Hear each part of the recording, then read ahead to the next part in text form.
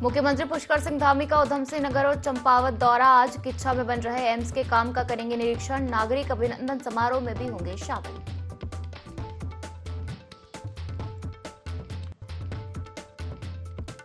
देहरादून में सीएम धामी ने किया बड़ा ऐलान। कहा, उत्तराखंड में लव जिहाद, मजार जिहाद और थूक जिहाद के लिए कोई जगह नहीं। हर तरह का जिहाद करेंगे खत्म।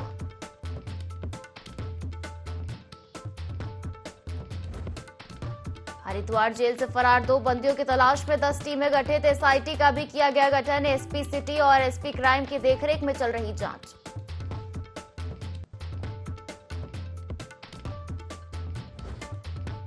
होटल स्वामी और भूमाफियाओं ने सिंचाई विभाग को दी खुली चुनौती। अतिक्रमण के खिलाफ कार्रवाई में विफल अधिकारी। मुख्यमंत्री धामी के सख्त निर्देशों के बावजूद रामनगर में अतिक्रमण जारी।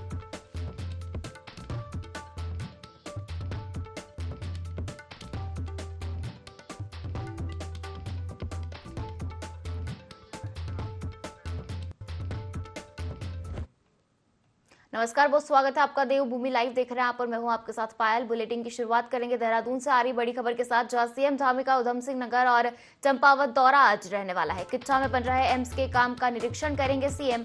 नागरिक अभिनंदन समारोह में भी शिरकत करेंगे। साथ ही 11 बजे किच्छा सीएम धामी पहुंचेंगे और मुख्यमंत्री के कार्यक्रम को लेकर सुरक्षा के कड़े इंतजाम किए गए हैं। तो उधम सिंह नगर और चंपावत दौरा आज सीएम पुष्कर सिंह धामी का रहने वाला है। किच्छा में बन रहे एम्स के काम का निरीक्षण करेंगे। नागरिक अभिनंदन समारोह में भी शामिल होंगे। इसी के साथ बता दें कि 11 बजे किच्छा सीएम धामी पहुंचेंगे और मुख्यमंत्री के कार्यक्रम को लेकर सुरक्षा के कड़े इंतजाम किए गए हैं।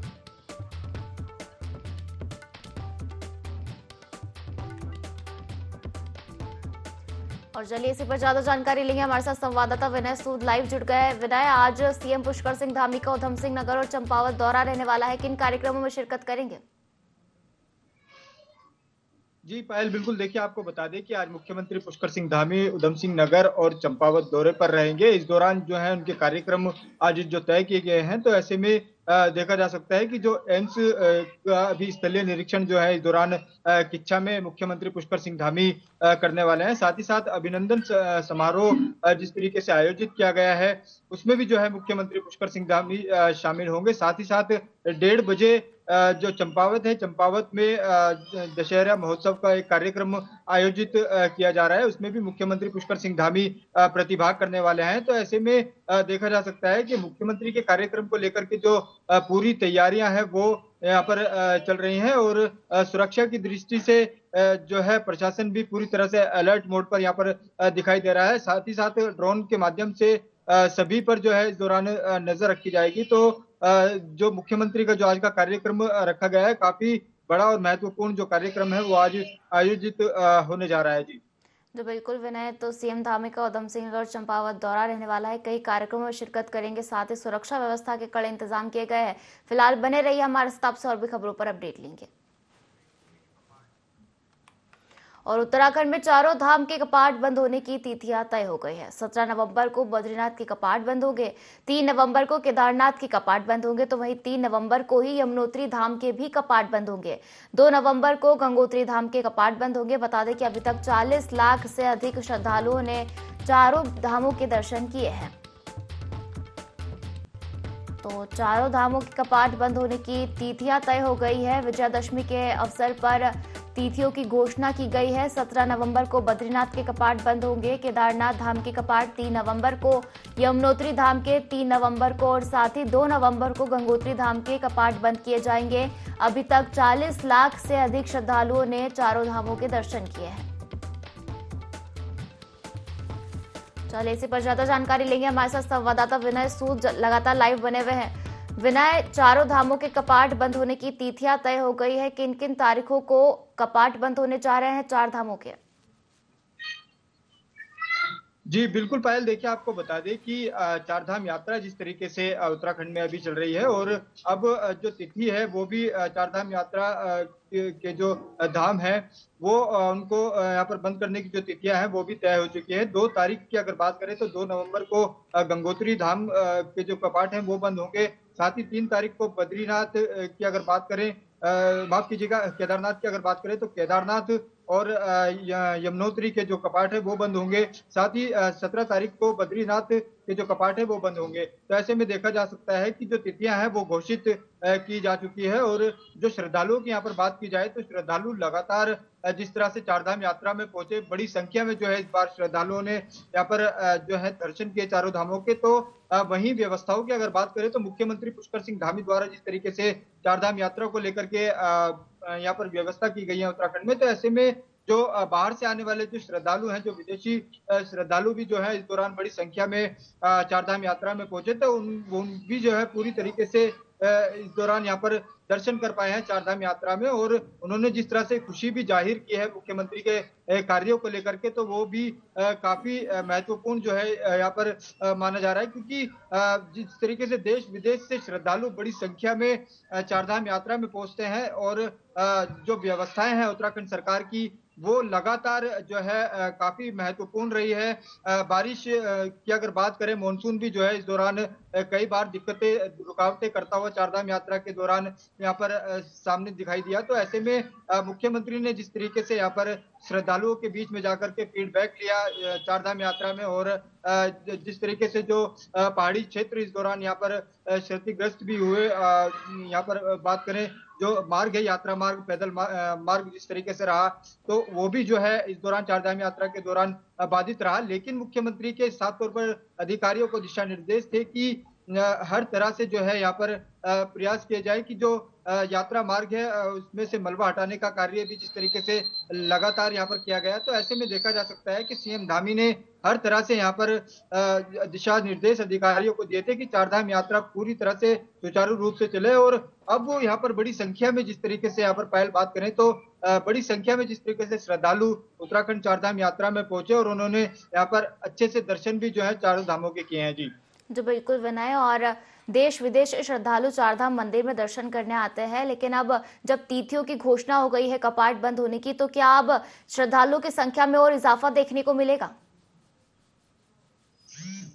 जी बिल्कुल पायल, देखिए अभी तक की अगर बात करें तो 40 लाख से ज्यादा जो श्रद्धालु हैं वो चारधाम यात्रा में दर्शन कर चुके हैं। और अब कपाट बंद होने की जो तिथियां हैं वो भी घोषित हो चुकी हैं। तो ऐसे में जो श्रद्धालु हैं वो बड़ी संख्या में जो है चारधाम यात्रा का रुख कर सकते हैं और बड़ी संख्या में जो श्रद्धालु हैं वो चारधाम यात्रा में पहुंचेंगे। तो ऐसे में अब देखा जा सकता है कि जिस तरीके से उत्तराखंड सरकार ने यहाँ पर पूरी व्यवस्थाएं जो है चारधाम यात्रा को लेकर के की हुई है, जो यहाँ पर इसके अलावा बात करें तो अब जो रजिस्ट्रेशन की जो प्रक्रिया थी वो भी अब बंद कर दी गई है। तो अब जो यहाँ पर सतपाल महाराज की अगर बात करें तो कैबिनेट मंत्री हैं, उन्होंने भी साफ तौर पर कहा है कि अब जो है रजिस्ट्रेशन कराने की जरूरत नहीं है और बड़ी संख्या में जो श्रद्धालु हैं वो चारधाम यात्रा में अब पहुंच रहे हैं। तो ऐसे में देखा जा सकता है तिथियां घोषित होने के बाद अब यहाँ पर मुख्यमंत्री पुष्कर सिंह धामी जिस तरीके से कार्य करते हुए उत्तराखंड में नजर आ रहे हैं, तो बड़ी संख्या में जो श्रद्धालु है वो चारधाम यात्रा का रुख करेंगे। जी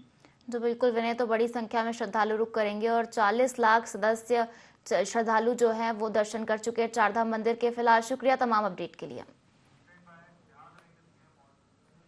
चलिए आगे बढ़ेंगे और उत्तराखंड में जिहाद के खिलाफ मुख्यमंत्री पुष्कर सिंह धामी ने सख्त संदेश दिए हैं। सीएम का कहना है कि उत्तराखंड में लव जिहाद, मजार जिहाद और थूक जिहाद के लिए कोई जगह नहीं है और हर तरह का जिहाद को खत्म किया जाएगा।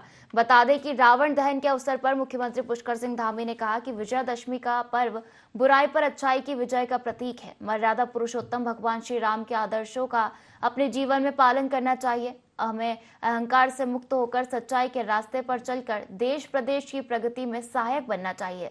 रामायण की कई यादें उत्तराखंड से जुड़ी हुई हैं। आप सबको असत्य पर सत्य की, अधर्म पर धर्म की, अन्याय पर न्याय की विजय के प्रतीक विजयदशमी एवं दशहरे पर्व की आप सबको बधाई देता हूं, आप सबको शुभकामनाएं देता हूं। साथ ही इस अवसर पर मैं मां जगदम्बा और भगवान श्री राम से प्रार्थना करता हूं कि हम सभी को स्वस्थ जीवन, उज्जवल भविष्य और सुख समृद्धि का आशीर्वाद प्रदान करें। भाइयों बहनों, ये दशहरा विजयदशमी का ये पर्व न केवल हमारी सांस्कृतिक धरोहर का अमूल्य हिस्सा है, बल्कि यह पर्व हमें मानव जीवन में धर्म, सत्य और मर्यादा के महत्व के इसका बोध भी कराता है। उत्तराखंड के मुख्यमंत्री पुष्कर सिंह धामी भले ही अवैध अतिक्रमण को लेकर सख्त नजर आ रहे हो, लेकिन अधिकारियों की उदासीनता साफ नजर आ रही है। रामनगर में बैठे अधिकारी अपने दफ्तरों से बाहर निकलने को तैयार नहीं है और इसी का नतीजा है कि होटल स्वामी और भू माफियाओं द्वारा लगातार सिंचाई विभाग की नहरों पर अतिक्रमण किया जा रहा है, जिससे अब नहरों का अस्तित्व पर भी खतरा मंडराने लगा है। लेकिन सिंचाई विभाग के अधिकारी इन होटल स्वामियों और भू माफियाओं के ऊपर कार्रवाई करने में नाकाम नजर आ रहे हैं। ऐसे में सवाल उठता है कि प्रशासन का पीला पंजा जब अतिक्रमण हटाने निकलता है तो गरीब लोगों के अतिक्रमण पर तो खूब गरजता है, लेकिन इन बड़े होटल स्वामी और भू माफियाओं के ऊपर प्रशासन पीला पंजा आकर अक्सर कांप जाता है।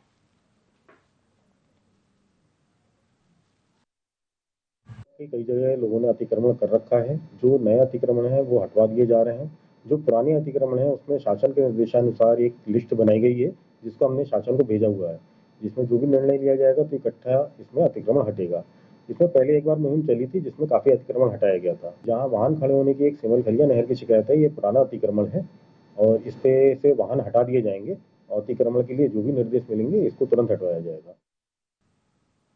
हरिद्वार की जेल से 2 बंदी कैदी के फरार होने के मामले में हरिद्वार एसएसपी प्रमेंद्र सिंह डोभाल ने 10 टीमों का गठन करते हुए तलाश शुरू कर दी है। साथ ही पूरे मामले की जांच के लिए एसआईटी का गठन कर दिया है।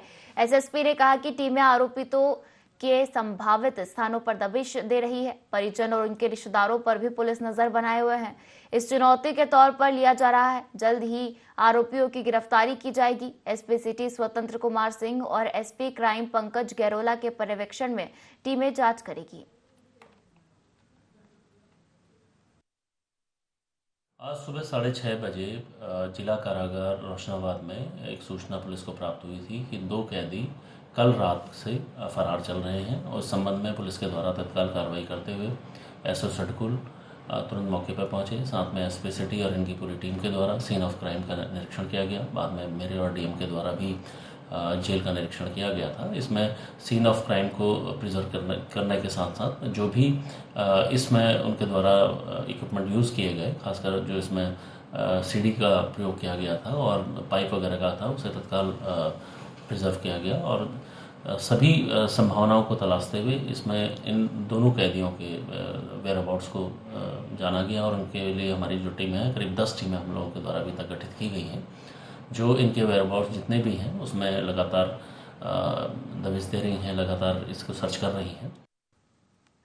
केदारनाथ उपचुनाव के लिए भाजपा कांग्रेस की तैयारी तेज हो गई है। इसी कड़ी में उत्तराखंड कांग्रेस ने केदारनाथ उपचुनाव के लिए पर्यवेक्षकों की नियुक्ति कर दी है। कांग्रेस प्रदेश संगठन उपाध्यक्ष मथुरा दत्त जोशी ने बताया कि प्रदेश प्रभारी कुमारी शैलजा के निर्देश पर प्रदेश अध्यक्ष की ओर से खटीमा विधायक एवं उप नेता प्रतिपक्ष भुवन कापड़ी और चरबेड़ा विधायक वीरेंद्र जाति को पर्यवेक्षक की जिम्मेदारी सौंपी गई है। सत्ताधारी दल भाजपा की ओर से पर्यवेक्षक नियुक्त करने के साथ ही मंत्रियों को भी मोर्चे पर उतारा गया है। वहीं भाजपा विधायक खजान दास ने कहा कि उपचुनाव के लिए पार्टी की तैयारी पूरी है और पार्टी की जीत निश्चित है।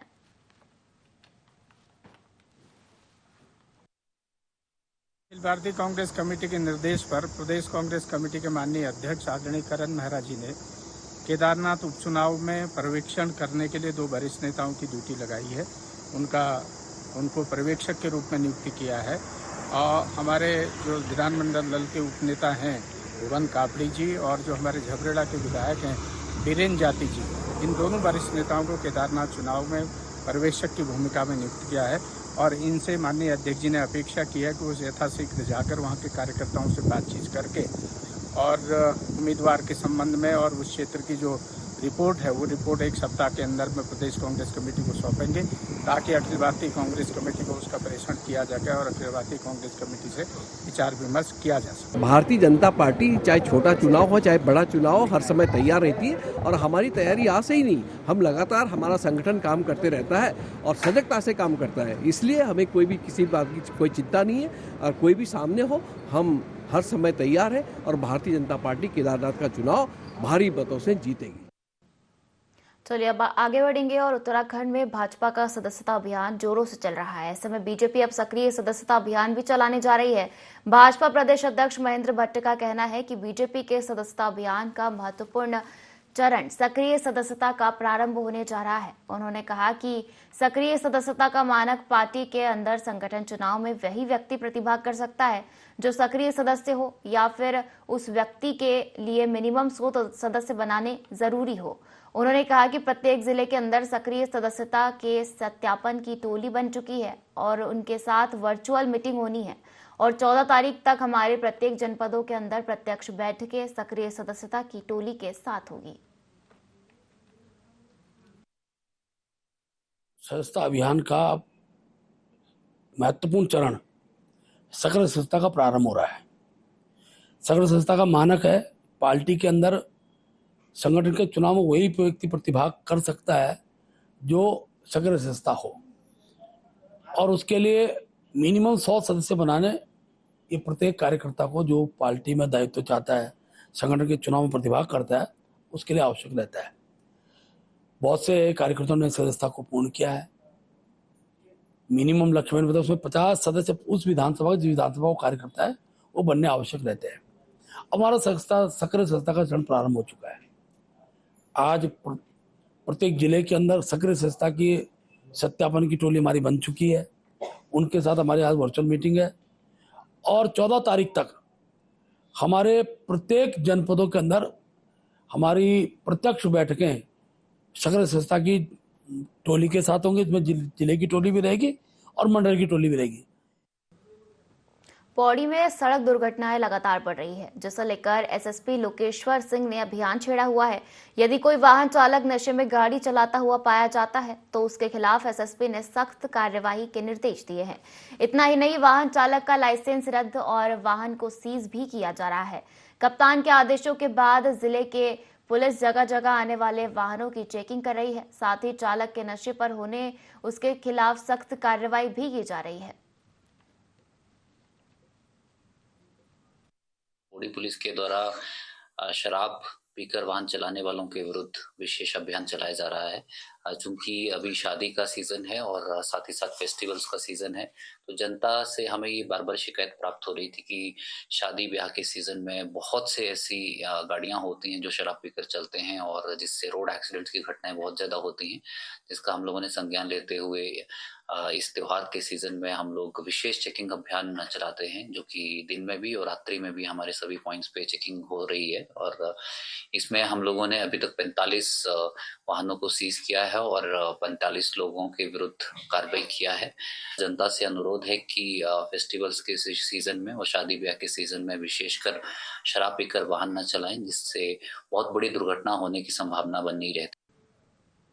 और सितारगंज का सरकारी अस्पताल अब कैबिनेट मंत्री सौरभ बहुगुणा के प्रयासों से उप जिला अस्पताल में शासकीय रूप से अपग्रेड किया गया है, जिसके बाद हॉस्पिटल में विभिन्न शारीरिक रोगों के specialist doctor, surgeon, physician, nursing और अन्य कर्मियों समेत 65 पद सृजित किए गए हैं। इसके बाद स्थानीय लोगों को लोकल स्तर पर ही बेहतर सुविधाएं मिल सकेंगी। 90 बेड का हॉस्पिटल अपग्रेड होने से अस्पताल में स्वास्थ्य सुविधाएं बेहतर होंगी। कैबिनेट मंत्री सौरभ बहुगुणा ने अस्पताल की भव्य बिल्डिंग का निर्माण कराने के बाद अस्पताल के उच्चीकरण की घोषणा की है। गड्ढा मुक्त सड़कें, पार्क, पार्किंग, मिनी स्टेडियम निर्माण, तहसील भवन आदि निर्माण के बाद स्थानीय स्तर पर बेहतर स्वास्थ्य सेवाएं उपलब्ध कराने का आमजन में बहुगुणा के कार्यों की खुशी की लहर दौड़ गई है। हमारे सीएचसी को 65 नए पदों की स्वीकृति मिल चुकी है। मैं आपको पदों का विवरण के हिसाब से अगर बताऊं तो हमारे मुख्य चिकित्सा अधीक्षक का पद एक यहाँ पर स्वीकृत हुआ है, हमारे चिकित्सा अधीक्षक का एक पद यहाँ पर स्वीकृत हुआ है, फिजिशियन का एक पद यहाँ पर स्वीकृत हुआ है, सर्जन का एक पद यहाँ पर स्वीकृत हुआ है, स्त्री रोग विशेषज्ञ का यहाँ पर एक पद स्वीकृत हुआ है, बाल रोग विशेषज्ञ का एक पद स्वीकृत हुआ है। उसी के साथ साथ निश्चेतक का यहाँ पर एक पद स्वीकृत हुआ है कि अब यह एसडीएच अस्पताल फुल फ्लेज अस्पताल के रूप में काम करेगा और हमारे किसी भी व्यक्ति को रेफर होने की जरूरत नहीं पड़ेगी। बहुत जल्द यहाँ पे सारे डॉक्टर्स की हम तैनाती कराएंगे ताकि हमारे क्षेत्र के लोगों को सुविधा मिल सके। दशहरा और दिवाली पर्व को लेकर जनता को किसी प्रकार की कोई हानि ना हो, उसके लिए देहरादून की मित्र पुलिस ने सुरक्षा व्यवस्थाओं को देखते हुए अपनी कमर कस ली है। इस बात को लेकर देहरादून के एसएसपी अजय सिंह ने कहा कि हमारे पुलिस अधिकारी शहर भर में पैदल गश्त कर रहे हैं ताकि लोग जो खरीदारी करते बाजार में आ रहे हैं उन्हें जरूरत पड़ने पर पुलिस की मदद मिल सके।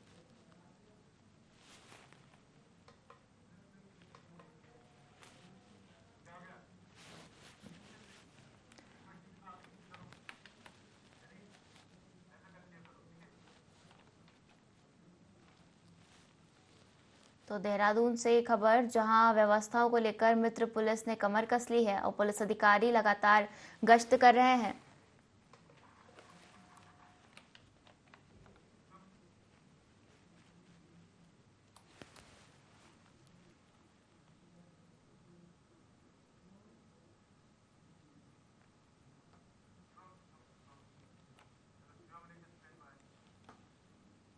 लालकुआं के हल्दू चौर चौकी क्षेत्र में नकली नोटों पर बड़ी कार्रवाई की गई है। पुलिस ने ज्वेलर शिवम वर्मा को नकली नोटों के साथ गिरफ्तार किया है, जिसके कब्जे से 9,800 रुपए नकद बरामद किए गए हैं।